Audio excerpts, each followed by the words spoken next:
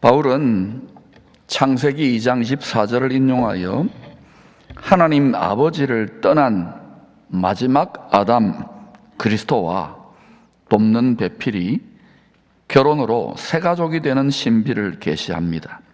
에베소서 5장 31, 32절입니다. 시작. 그러므로 사람이 부모를 떠나 그의 아내와 합하여 둘이 한 육체가 될지니 이 비밀이 크도다. 나는 그리스도와 교회에 대하여 말하노라. 창세기 1장부터 2장부터 요한계시록 21장 22장까지 전부 다 그리스도와 교회의 결혼 이야기입니다. 왜 하나님 아버지는 성도들을 그렇게 그리스도와 결혼시켜 한 몸 되게 하시기 원하실까요? 그냥 사람은 사람으로 살고 하나님은 살지. 사망을 이기고 부활하여 하늘 보좌에 앉으신 그리스도 부활하셨습니다. 그 그리스도와 죽을 수밖에 없는 우리들이 한 몸이 되어야 믿음의 결국, 지금은 영혼의 약속만 받은 상태예요. 믿음의 결국인 몸의 부활로 세세토록 왕노릇할 수 있기 때문에 그렇습니다. 그래서 교회가 그리스도의 몸이라는 말은 우리 몸을 드려야 되는 거예요. 근데 많은 분들이 마음과 생각, 관념으로만 예수 믿는다. 믿는 거 드리는 겁니다. 몸을. 한 몸이 사망 권세, 마귀의 권세, 죄의 권세, 음부의 권세를 이기는 거예요. 몸을 드리는 것이 현실입니다.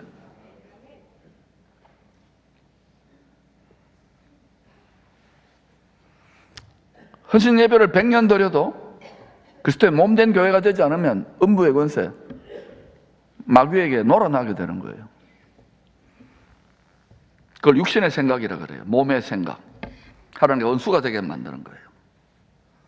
여러분의 몸이 들여져 있는가를 생각해 보셔야 돼요.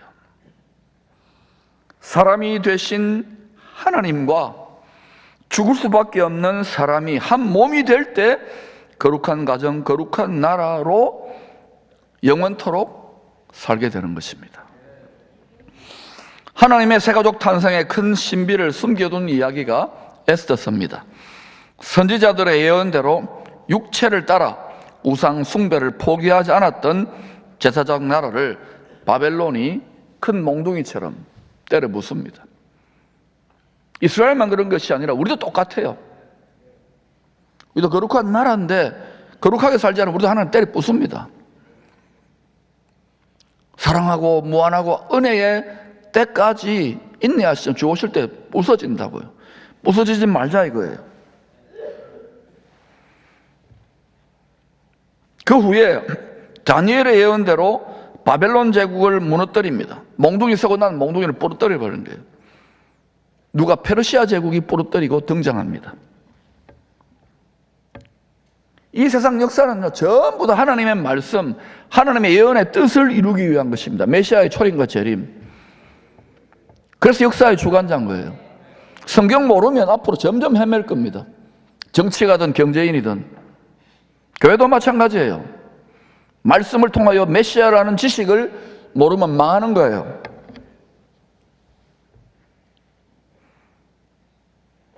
이사야, 예레미야의 예언대로 바벨론 종살이 70년 만에 페르시아의 고레스 황제가 예언을 했어요. 100년도 훨씬 전에 고레스라는 사람이 예루살렘 성전을 재건하라는 명령을 내릴 것이다. 그대로 되시잖아요.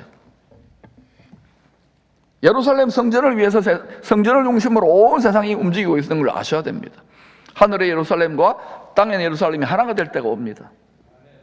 예언을 이루기 위한 이 세계사의 격변기에 지금도 여러분 이제 트럼프가 집권하고 나면 전 세계가 요동칠 것입니다. 마지막 때에 온 세상의 하나님의 뜻을 성취하기 위해서 빛과 어둠을 다 사용하시는 거예요. 페르시아의 아하수에로 황제는 자신의 영광을 뽐내려고 큰 잔치를 벌입니다. 전 세계에서 온 외교사절단, 분봉왕, 신하, 비빈과 궁녀들이 다 함께 모인 국빈급 월드클래스 잔치입니다. 유명한 아이돌 가수들도 와서 막 잔치도 벌이고 이러겠지요. 황제는 이 큰 잔치의 클라이막스에 아리따운 왕후를 등장시켜서 큰 영광과 칭찬을 받고자 했습니다. 자랑질을 제대로 하려고 그랬던 거예요. 이 결정적인 순간에 왕후는 황제의 명령을 거절합니다. 체면을 완전히 구긴 황제는 진노해요. 그래서 황후 와스디를 폐위시킵니다. 우리는 구름 속으로 끌어올려져 주님을 영접하는 일이 분명히 있다고 합니다. 그걸 준비해야 돼요. 지금 그 준비 못하면 폐위됩니다. 그러면 진노의 7 금대접이라니까요. 깨어나라고 계속 외치지 않습니까? 미지근하고 안일해가지고 신랑이 결혼하고 싶겠어요?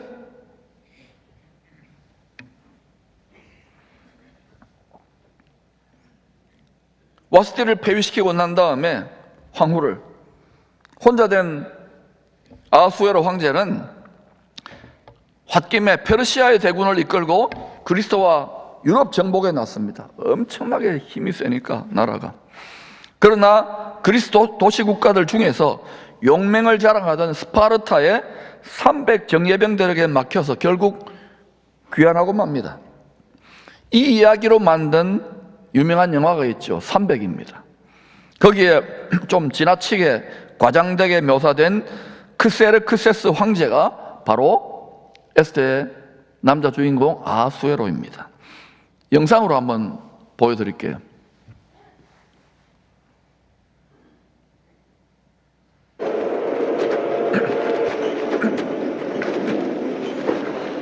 실제로 저렇지는 않습니다. Xerxes. It isn't wise to stand against me, Leonidas. Imagine what horrible fate awaits my enemies when I would gladly kill any of my own men for victory. And I would die for any one of mine. You Greeks take pride in your logic. I suggest you employ it. Consider the beautiful lands you so vigorously defend. Picture it reduced to ash at my whim. You have many slaves, Xerxes, but few warriors. It won't be long before they fear my spears more than your whips. I can make you rich beyond all measure. I will make a warlord of all Greece. You will carry my battle standard to the heart of Europa. Your Athenian rivals will kneel at your feet.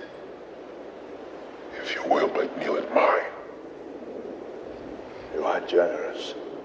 The idea of kneeling, you see, slaughtering all those men of yours has left a nasty crack in my leg, so kneeling will be hard for me. There will be no glory in your sacrifice. I will erase even the memory of Sparta from the histories. Every piece of Greek parchment shall be burned. Every Greek historian and every scribe shall have their eyes put out and their tongues cut for their mouths. Why, uttering the very name of Sparta or Leonidas will be punishable by death. The world will never know you existed at all. The world will know that free men stood against a tyrant, that few stood against many.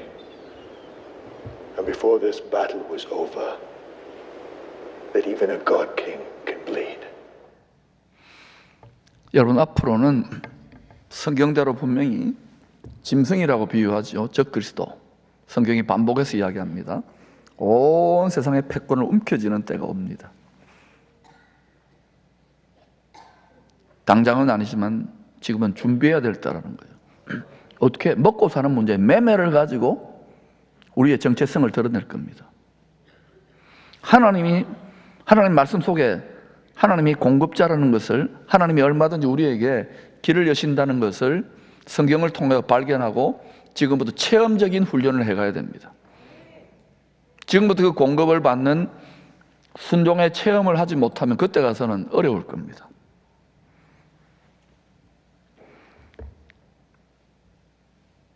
그리스도와 유럽 정복의 뜻을 이루지 못하고 돌아온 아하수에로의 마음을 사로잡아 황후로 택함받은 여인이 에스더입니다. 자기 주변에 이쁘고 잘난 여인들 수천수만인데도 왜 하필이면 모르드게에 의해서 기도와 말씀으로 양육받은 에스더일까요? 하나님이 예비를 하는 게 항상 모세를 예비하듯이, 요셉을 예비하듯이, 이 시대도 마찬가지고 앞으로 다가올 시대도 마찬가지. 남은 자들을 항상 예비합니다. 에스더는 하나님 백성들이 인종 청소를 당할 어둠의 때 구원의 빛이 됩니다. 죽으면 죽으리라 황제의 보좌로 담대히 나아갑니다. 우리는 어디로 나가게 됩니까? 아하수에로가 아니죠. 비우고 때를 따라 도우시는 하늘에 있는 성전의 지성소에 은혜의 보좌에 계시는 만왕의 왕 전능자께 돕는 은혜를 얻기 위하여 담대히 나아가는 거예요. 혈과 육으로 육신의 생각으로 안 됩니다. 거기 나아갈 때 두려움이 있을 거예요. 두려움 없이 담대하게 거침없이 나아가자고요. 지금 그 능력을 우리가 덧입고 체험할 때 용기를 가지게 되는 거예요.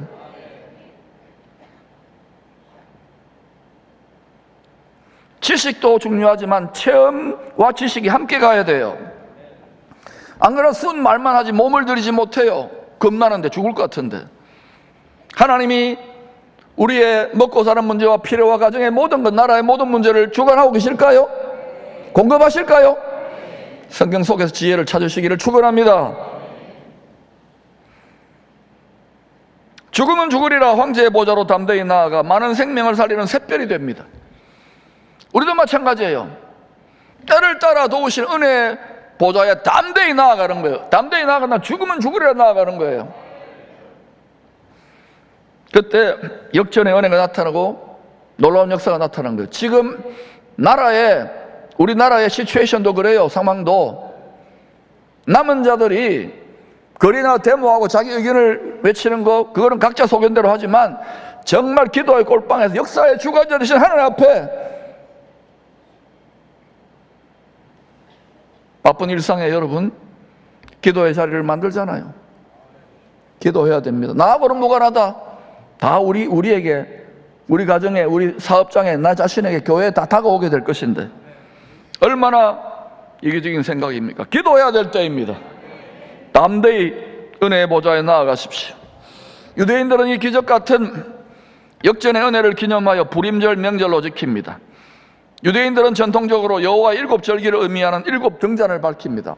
하나님의 구원이 일곱 절기를 따라, 때와 시기를 따라 이루어지는 것이죠. 그 등잔을 밝혀요. 일곱 등잔. 일곱에 더해서 에스더의 불임절, 역전의 기적이 일어났지요. 헬라의 적그리스도 안티오쿠스 에피파네스가 더럽힌 성전을 정결케 한 수전절을 기념하여 9 등잔을 밝히기도 합니다. 이 9 등잔을 하누카 등잔이라고 합니다. 이 9 등잔에 붙은 불은 장차 오실 왕과 한 몸이 된 교회. 남편과 아내가 결혼하여 남편은 만왕의 왕입니다. 황제입니다. 그러면 한 몸이 된 자는 누굽니까? 왕후입니다. 황후. 함께 지상에서 행할 구원의 빛의 예표가 7 등잔불과 함께 불임절과 한우카 앞으로 일어날 일의 예표입니다. 성경은 우리에게 준비하라고 계속해서 깊은 비밀들을 숨겨놓고 있는 거예요. 이 세상 역사는요, 하나님이 이 세상은 밭입니다. 하나님을 닮은, 주님을 닮은 알곡 영혼들을 추수하는 세상이라는 것을 기억하시기를 바랍니다. 마지막 추수 때가 그냥 낭만적이고 평안할 때가 아닙니다. 다니엘서 9장 27절처럼 크게 요동하고 hin동하는 그때에 타작기계처럼 많은 추수가 일어나요. 지금은 평안하고 안전하지만 그래도 어떤 때든지 간에, 어떤 절기든지 간에, 때와 시기를 어떤지 못 어떤지 복음을 전할 때입니다. 오늘 본문은 오실 만왕의 왕의 결혼잔치에 초대받은 신부들에게 왕으로 택함받을 수 있는 길을 알려줍니다. 그 길이 뭐냐? 마태복음 22장 같이 읽어보겠습니다. 시작. 예수께서 이르시되 내 마음을 다하고 목숨을 다하고 뜻을 다하여 주 너희 하나님을 사랑하라 하셨으니 이것이 크고 첫째 되는 계명이요 둘째도 그와 같으니 내 이웃을 내 자신과 같이 사랑하라 하셨으니 이 두 계명이 온 율법과 선지자의 강령이리라. 에스더는 이 두 계명을 온전히 지켰어요. 그래서 어떻게 됩니까? 아하수에로 황제의 새 황후가 됩니다. 이 속에 하나님의 뜻을 깨달아야 돼요. 만왕의 왕에 오실 만왕의 왕, 약속대로 오십니다. 이 두 계명을 온전히 지킬 때 어린 양의 혼인잔치,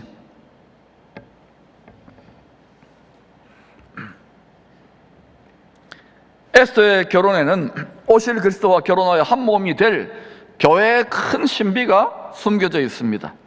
아가서는 이 비밀을 솔로몬 왕의 마음을 사로잡아 황후가 된 술람미 여인을 통하여 알려줍니다. 왕비가 60명이요. 솔로몬 주변에 얼마나 많은 여인들이 있습니까? 당시에 그 자그마한 나라가 제사장 나라로 글로벌 스탠다드로 세상에서 제일 막강했어요. 전부 다 조공을 바치고 평화 조약을 맺자고 오잖아요. 왕비가 60명, 60명만 되겠어요? 후궁이 80명이요. 비유입니다. 시녀가 무수합니다. 이건 영적 위계를 말하는 거예요. 예수 그리스도 가까이 그 마음을 누가 사로잡느냐. 무수하다. 내 비둘기, 내 완전한 자는 하나뿐이로구나. 평강의 왕, 평강을 가지고 올 왕의 마음을 사로잡아 내 비둘기, 내 완전한 자는 하나뿐이로구나. 그런 그의 어머니의 외딸이요, 그 낳은 자가 귀중하게 여기는 자로구나. 여자들이 그를 보고 복된 자라 하고 왕비와 후궁들도 그를 칭찬하는구나. 누가 왕후가 됩니까? 나의 비둘기, 나의 완전한 자. 신랑이 오시는데 그분이 만왕의 왕으로 오십니다. 그분의 마음을 빼앗아야 돼. 그 마음을 사로잡아야 되는 거예요. 그것을 무엇으로 연단하는 줄 아십니까? 시험과 불시험과 연단과 고난과 핍박과 어려움 속에서 연단하는 거예요. 복되고 흥황하고 잘 될 때, 생생날 때는 다 모이지만 앞으로 열방의 교회들은 점점 그렇게 해서 하나님 연단합니다. 육신을 따라 살지 마시기를 바랍니다. 성령의 마음과 생각을 복종시켜 사로잡혀서 걸어가면은 주님이 여러분 자신과 여러분 가정을 책임지십니다. 왜냐? 만세반세 하나님 말씀을 이루는 삶을 이루기 때문에, 하나님의 꿈과 소원을 이루기 때문에 어떤 진동이 있더라도 그 반석 위에, 하늘의 반석이 있어요. 흔들리지 않는 그 길을 따라가시기를 축원합니다. 이 민족의 진동함도 그러한 뜻이 이루어지기를 하나님이 사용해달라고. 만세반석 위에, 이 마지막 때에 만세반석 주의 말씀 위에 모든 백성들이 그렇게 되지 못하더라도 교회를 통하여 이 시대의 남은 자들, 세상의 소금과 빛으로 부패하지 않고 어둠에 거하지 않도록 하는 자들을 통하여 이 민족이 다시금 영적 리더십과 주도권을 행사할 수 있도록 도와주시옵소서. 기도하셔야 됩니다. 주님이 율법과 선지자들의 강령이라고 말한 두 계명은 모세가 광야 성도들에게 준 두 돌판에 새긴 10계명을 말합니다. 10계명. 10계명이 사라진 것이 아닙니다. 10계명을 요약하면 하나님을 생명 다해 사랑하고, 생명 다해 사랑하는 것이 신앙생활입니다.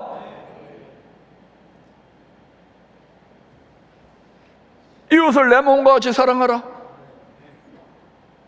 이번에 일꾼 세웁니다.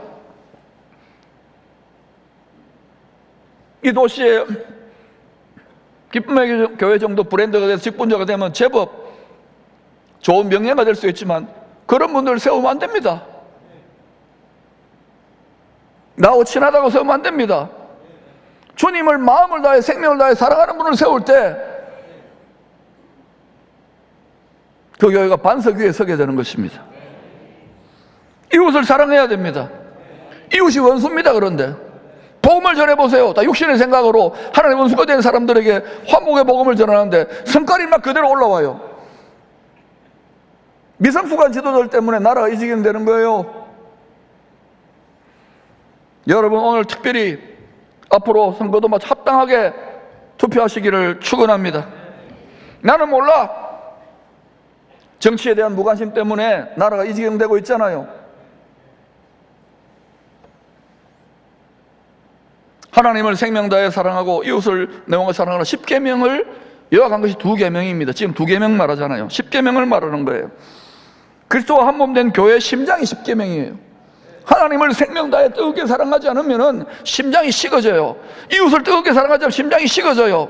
이웃이 원수로 행하는데 복음을 전하지 않으면 심장이 식어버린 거예요. 오래된 교회에 이 심장이 뜨거워지기를. 라오디게아 교회를 보세요. 미지근하여 나는 부자라 부족함이 없다고 이 트렌드를 갈아엎기 위해서 얼마나 많은 애를 쓰고 있는지를 아시기를 바랍니다. 뜨거워져야 돼요. 불법이 성해가고 있잖아요. 하나님 말씀을 무너뜨리잖아요. 사랑이 식어져 심장이 식어지면 안 되는 거예요. 출애굽기 10장에서 31장까지 모세가 전한 율법을 압축한 두 돌판 10계명입니다. 출애굽기 31장 18절입니다. 여호와께서 시내산 위에서 모세에게 이르시기를 마치신 때에 율법을 다 주신 거예요. 증거판, 내가 한 말이 맞다, 둘을 모세에게 주시니 이는 두 돌판이요 하나님이 친히 쓰신 것이다. 하나님의 손가락으로 썼어요. 이 10계명의 두 돌판 대신에 이제 부활하신 그리스도께서 피 흘리기까지 우리를 사랑해서 죄와 피를 이렇게 싸워서 우리 예수 믿는 모든 성도들의 마음판에다가 성령으로 새 10계명, 새 2계명, 새 계명을 써주신 거예요. 옛 계명이 사라진 것이 아니라 우리 마음판에 새롭게 쓰셨기 때문에 새 계명인 거예요. 율법이라고 다 폐기시키면 안 돼요. 율법의 핵심은 하나님 사랑, 이웃 사랑입니다. 복음을 전해보세요. 육신의 생각을 따라 원수로 행하는 자들을 품는 것이 복음 전하는 것인데 다 벙어리가 되어 있잖아요. 왜? 핍박이 있고 어려움이 있으니까, 시험이 있고 연단이 있으니까. 그러나 여러분, 그 길을, 좁은 길을 걸어가는 자가 주님의 한몸 된 사망 것을 이기는 성도들일 줄로 믿습니다. 교회는 그리스도의 몸이라고 앵무새처럼 지식으로만 하는 것이 아니라 우리 몸을 드려야 되는 거예요. 우리 드리는 혁명이 있기를 축원합니다. 그때부터 우리의 삶이 아니에요. 나의 것이 아니에요. 내 것도 하나님 거, 하나님 것도 내 거가 되는 거예요. 알아듣겠습니까? 결혼이 성립되기 때문에. 이 마음판에 성령으로 새긴 새 계명은 죄종으로 살던 죄인들을 신랑이 피로 값주고 사서 신부로 삼겠다는 결혼 계약서, 약혼 계약서입니다. 성도들을 정결한 처녀로 양육하여 오실 왕의 신부로 중매한 일을 했던 바울은 이를 이렇게 설명합니다.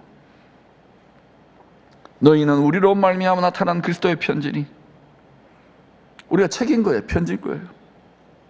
어떤 말을 하고 어떤 이야기를, 어떤 생각을 하고 있습니까? 어떤 스토리를 만들고 있습니까? 신랑 대신 예수님께 연애 편지를 써야 되는데, 이는 먹으로 쓴 것이 아니요 오직 살아계신 하나님의 영으로 쓴 것이며 두 돌판에 쓴 것이 아니요 오직 육의 마음의 판에다가 쓴 것이라. 10계명을 우리 마음판에다 써놓은 거예요. 마음판에 성령으로 쓴 새 계명, 이 새 계명을, 이 10계명을 새롭게 우리 안에 적용시키기 위해서, 우리 안에 아예 집어넣기 위해서 돌판에 쓴 것은 안 됐잖아요. 정죄의 직분으로 끝났잖아요. 그래서 예수님이 피 흘려가지고 성령을 통하여 우리 마음판에 너희들을, 음행한 여자 같은 너희들을, 세상과 착한 너희들을 나 포기할 수 없어, 죽기까지 우리들을 사랑한 거예요.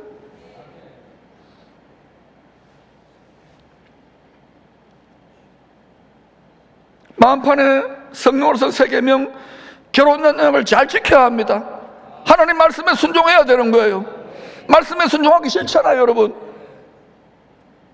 순종하려면 담임 목사인 저도 내 자아를 쳐서 복종시키고 내 생각을 날마다 못 받고 내 의지와 내 감정을 날마다 못 박아야 되는데 그게 어떻게 이러면 쉽습니까?